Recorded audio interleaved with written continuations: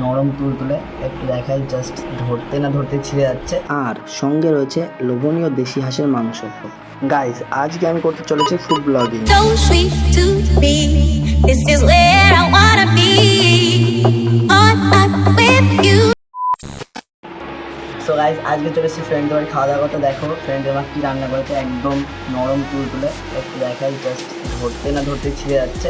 এগুলো হচ্ছে চালের গুঁড়োর রুটি, অ্যান্ড সাথে রয়েছে দেশি হাঁসের মাংস, একদম ভাবার বাইরে টেস্ট।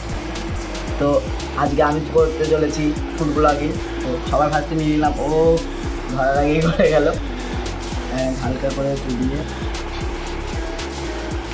মানে টেক্সচারটা পুরো মুখে মিশে যাচ্ছে। অ্যান্ড মাংসের যে একটা ফ্লেভার, মানে কাঠের চালে রান্না হচ্ছে, পুরো ফ্লেভারটা বোঝা যাচ্ছে।